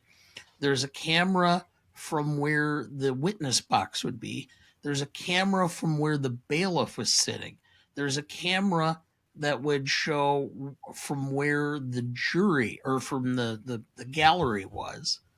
How you go about doing that without completely tearing apart the set over and over and over again. So I think it's a phenomenally well done and well crafted film directorially. Overall, I give it a 7.5, combining those two aspects. So that's a 7.63 average between the four of us. Let's move to classicness. Dad, why don't you lead us off? Generally, I start with classicness at a 7, and I go up or down. So let's go to the obvious, which is no way in hell are you going to have attorneys, implying that she's asking to be raped because of what she's wearing. The sex or the rape shield law is broad, and it is encompassing, and it limits your ability to cross-examine on such situations, as well it should. So I have to give it at least 2 points down for that. Now, that puts me at a 6. But I'm going to go the other direction, which is, Hold on, that puts you at a 5. excuse me, a 5. Now I'm going to go the other direction. You could have this movie released today, and it would still adequately show how a trial works. The judge, the witnesses, the prosecution, the special prosecutor, the defense, every part of this case could be done today, and it wouldn't have to be changed one bit in order to be prevalent and done accurately as a trial today. Not one bit. So I have to give it points, significant points up, because this was not only accurate, it was prescient of what trials were and where they were likely to be in the future. So I went back up to an 8 based on that. So I think that the film is still relevant. So as far as classicness is concerned, I think that it holds up outside of the time period where you couldn't say certain things, and obviously what Dad pointed out with the whole rape, if you're going to get technical about it. But I still think that the film, you could take that film, like Dad said, and put it in today's time period with a little bit different, maybe fact pattern, and include things that you couldn't even include then that might have been questionable, and still come out with a phenomenal film. So I just think it holds up altogether despite those few minor areas. So I have an 8. All right, as for me, if we're starting at a 7 to begin with, one of the factors that I often attribute to classicness is timelessness. And I do think that this has an element of that. And given its age, how well it has aged into the future on some topics that we're still exploring. I think Dad's point is well made on this subject, even though I don't think he gave the points for the same reasons. I would probably give this about a 2 for timelessness on aging this up. The points where I would have, maybe if it's a subtraction a little bit, I would maybe have a half point down for the nature of the quaintness. Like, the panties discussion is funny in retrospect because that doesn't bother us anymore. At the time, it was controversial, but now it's just kind of like, oh, ha ha. The judge has to make a special reference that nobody's to giggle or laugh at the mention of the word, when literally nobody in the audience is like, well, that's really funny. It might be to an 11-year-old boy, but that's about your only audience for giggles for the word panties anymore. Anyway, the only other one, I think Dad is a little oversensitive with the rape shield point of view, because it's kind of a minor point of the movie, and it's more insinuated than just outright a part of their prosecution that she might be asking for it. They're trying to dismiss that the rape even happened. So it's a minor part of the overall prosecution as opposed to anything that's like a direct strategy. So I don't take that as much credence. So I'd be tempted to go with a 10, except for those 2 minor points. So I have a 9.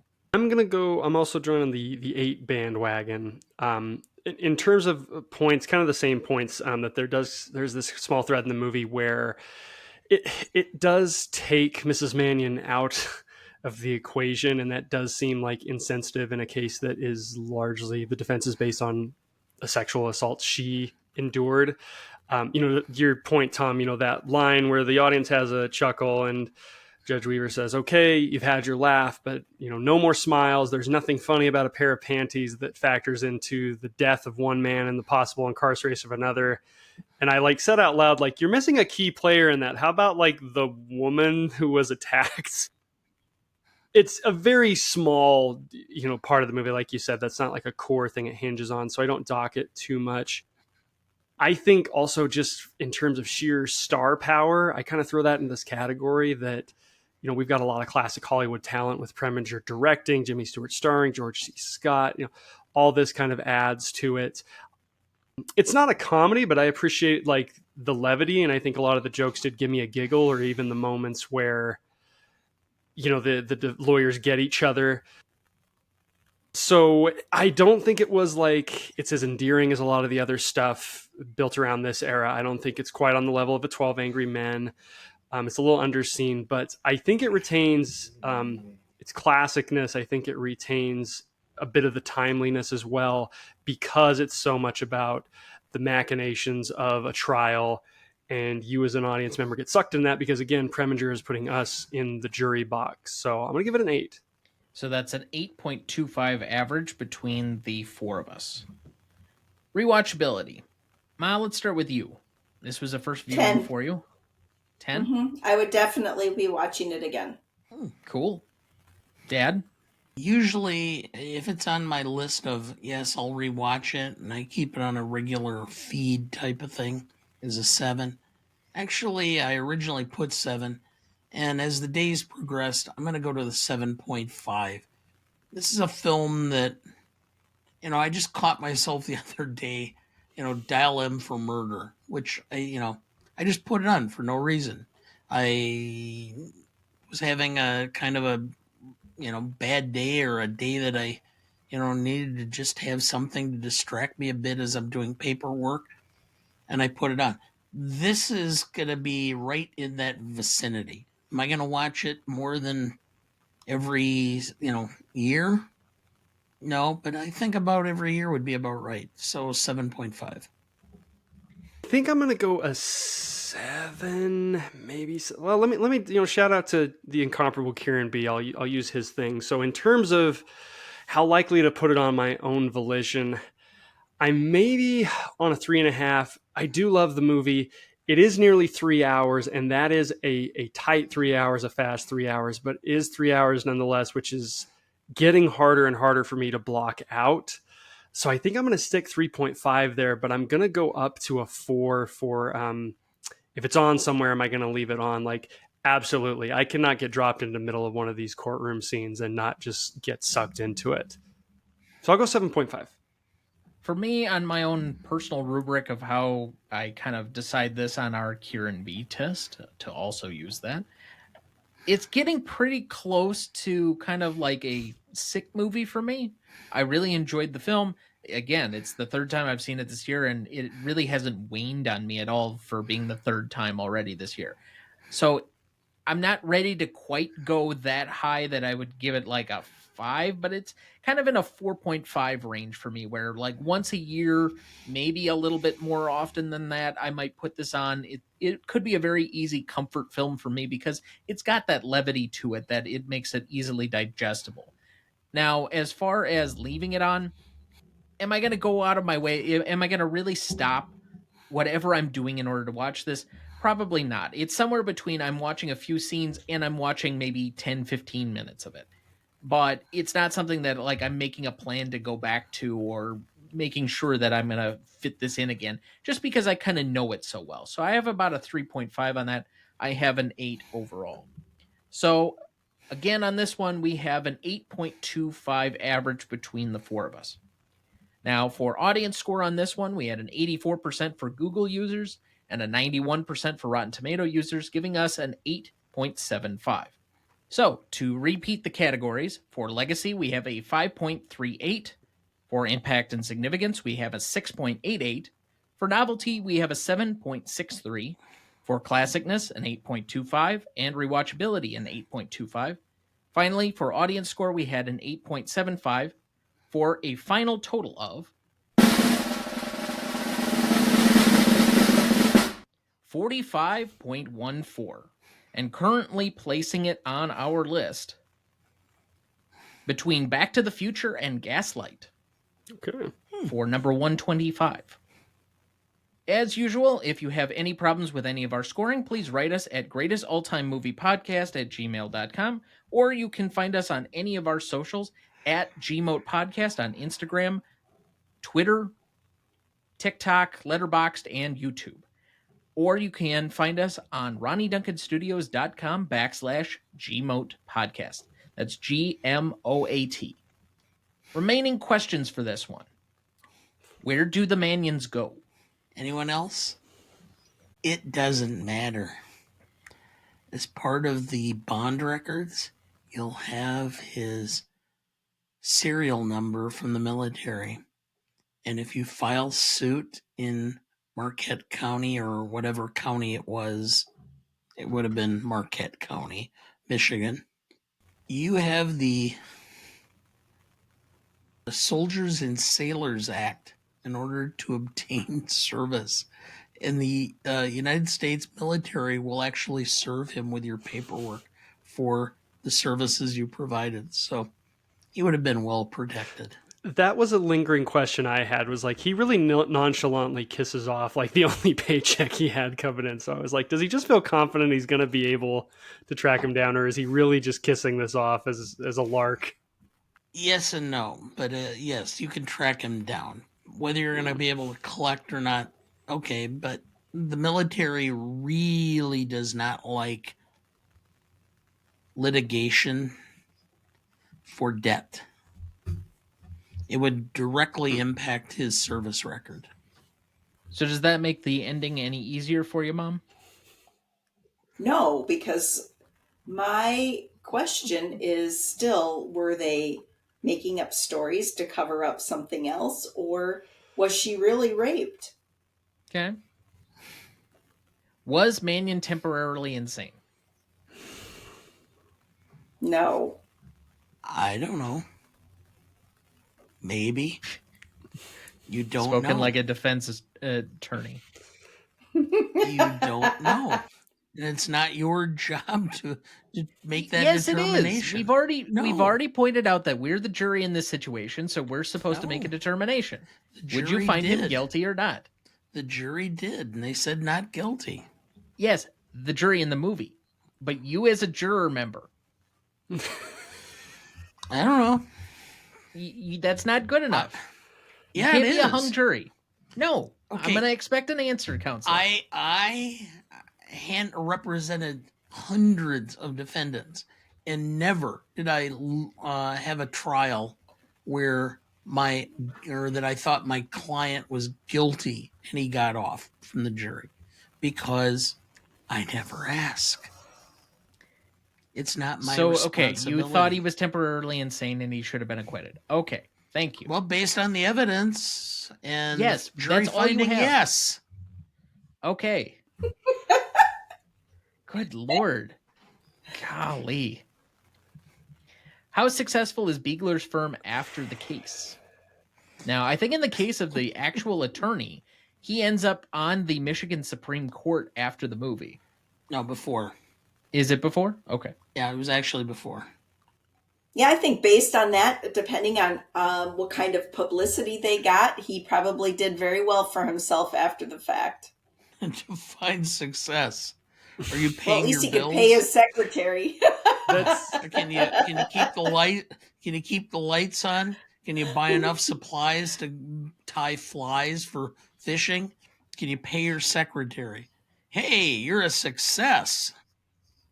That was honestly all I cared about. I was like, does Maida finally get paid? Because, Biegler, like in Par, like they're fine. They're just doing it for the love of the game. They can fish, like they don't need it. But that woman needs to be paid. She's put up with too much. We'd have a few employees who would have walked out without a paycheck. Any remaining questions for any of you? I want to know, if Quinnell actually gave Laura the black eye or whether her husband gave her the black eye when she came home. I'm thinking it was the lieutenant. I think he gets fired up way too easy on a clearly fabricated story when he really should know damn well better. I think he's too hot-headed. I think he's the one who did it. I don't know. I kind of default to the position that I kind of want to believe the story and believe Paul and go with their side, but I suppose you can make multiple readings. And ultimately, is Biegler going to be the great criminal defense attorney? I'm sure he will for, the guy who allegedly hit his wife or the person who poached some fish out of the lake. I mean, how many murder cases are you going to have in that location? I mean, this is a once-in-a-lifetime opportunity. He made the most of it. He probably, if you use the definition of, is he making a success financially? Probably. But there are a lot of lawyers in small towns who fit within the community and become more or less quasi-public servants. I have one more. How bad does Dancer get chewed out when he gets back to Lansing for really?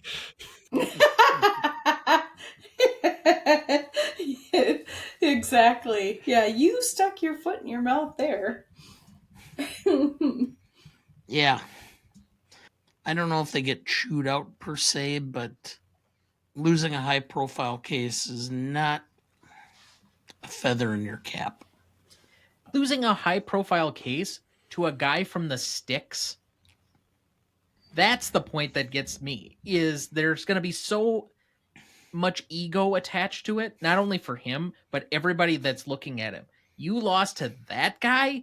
Really? Who's probably had maybe one murder case ever?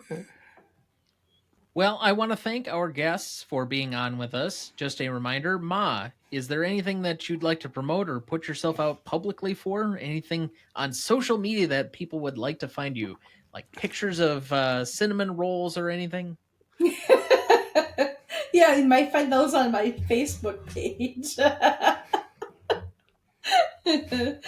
Yeah. And Mike, where can we find you? Cinemusts, just anywhere you find podcasts. You also follow us on Twitter or Instagram, or mainly on Twitter, but that is where we rely on the audience to make the final say on whether the movies we cover make the list of must-see movies or if they're a little more in lower tier. So always glad to get votes, comments, and thoughts on that. Like I said, we're on a sporadic release schedule. Just kind of depends on when the free time opens up. But like I mentioned at the top, release soon on essential non-Disney animated movies and regular episodes being delivered. Something horror-centric in October. November, December, you'll be seeing Inside Llewyn Davis with 1001 by 1's Joey R. And Revision Almanac's own Andrew Corns will be joining us for Children of Men before the year is out. Excellent. Well, we are out of time for this week, so we'll have to save remaining thoughts. But thank you very much to everybody out there. You have been great.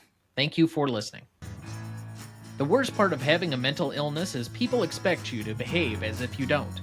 Next week for our 230th episode, we welcome new guest Jalen Salah Salman of In Session Film to discuss a controversial comic book film, Joker from 2019. Written and directed by Todd Phillips with Scott Silver. Music by Hildur Guthnadottir. Starring Joaquin Phoenix, Robert De Niro, and Zazie Beetz. You won't want to miss that one, so watch ahead of the show by searching the Real Good app to find where it's streaming for you. That's REELGOOD. Please like, follow, rate, and review, or whatever on whichever platform you have so that more can join in our fun. You can also email the show at the new RonnieDuncanStudios.com or at greatestaltimemoviepodcast@gmail.com. Find us on our YouTube, Instagram, X, Letterboxd, or TikTok at the handle @GModePodcast. Greatest Movie of All Time is a production of Ronnie Duncan Studios. Our show is mixed, edited, and written by Thomas Duncan. Our music is thanks to Purple Planet Music. Our technical provider and distributor is Captivate FM.